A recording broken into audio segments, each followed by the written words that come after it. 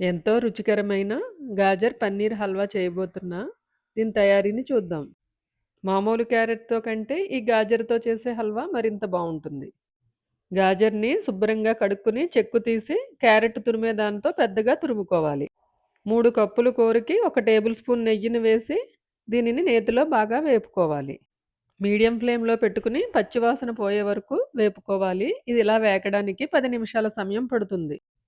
ఈ కూర వేగేలోగా మరొక బాండీలో కొంచెం నెయ్యిని వేసుకుని మనకి కావలసిన డ్రై నట్స్‌ని వేపుకోవాలి. ఇక్కడ నేను జీడిపప్పును వేస్తున్నా. దీనిని దోరగా వేపి పక్కన పెట్టుకోవాలి. ఇలా చూపించిన విధంగా వేగితే సరిపోతుంది. 3 కప్పుల క్యారెట్ కూరకి 1 కప్పున్నర బ్రౌన్ షుగర్ వేయాలి. బ్రౌన్ షుగర్ ప్లేస్‌లో బెల్లాన్ని కూడా వేసుకోవచ్చు. దాన్ని కూడా కప్పున్నర వేసుకోవాలి. ఈ రెండిటిని పాకం వచ్చే వరకు దగ్గరకు ఉడకనివ్వాలి. అర లీటర్ పాలును పావు లీటర్ అయ్యే వరకు మరిగించి పక్కన పెట్టుకోవాలి.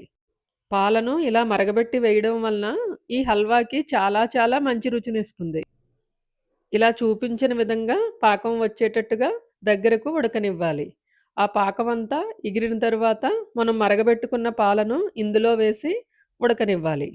ఇలా పాకం దగ్గర పడిన తరువాత మరగబెట్టిన పాలను వేయడం వలన ఈ 2 కలిసి ఉడికి చాలా కమ్మటి రుచి వస్తుంది. ఇది మాటల్లో చెప్పలేం. తిని తీరాల్సిందే. ఇలా ఉడుకుతుండగా 1 కప్పు పన్నీర్ తురుమును వేసుకోవాలి. ఈ 3 కలిసి బాగా దగ్గరికి ఉడకాలి. ఇలా ఉడుకుతుండగా పన్నీర్‌ను వేయడం వలన పన్నీరు గట్టిపడదు. అమ్మ రాసిన వంటల్లో one of the best sweet అని చెప్తాను. ఎందుకంటే ఈ స్వీట్ అంత అద్భుతంగా ఉంటుంది. మీడియం ఫ్లేమ్‌లో పెట్టి ఇలా దగ్గరకు ఉడకడానికి ఒక 10 నిమిషాల సమయం పడుతుంది. దీన్ని కొంచెం నిదానంగా వండినట్లయితే ఈ హల్వా రుచి చాలా చాలా బావుంటుంది. ఇలా చూపించిన విధంగా దగ్గర పడిన తరువాత ఒక టీ స్పూన్ ఇలాచీ పౌడర్‌ని వేసుకొని ఒక నిమిషం పాటు దగ్గరకు ఉడకనివ్వాలి.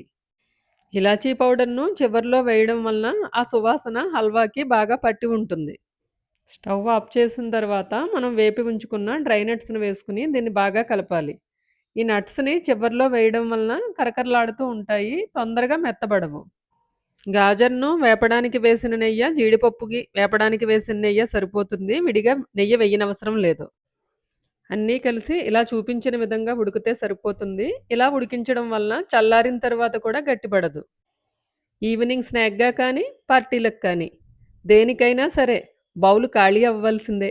పిల్లలు, పెద్దలు తేడా లేకుండా ఎవ్వరైనా సరే దీన్ని ఇష్టపడేలా ఉంటుంది ఈ గాజర్ హల్వా. ఈ తయారీ విధానం మీకు నచ్చింది అనుకుంటున్నా. ఈ వీడియో గనుక మీకు నచ్చినట్లయితే please like, share and subscribe.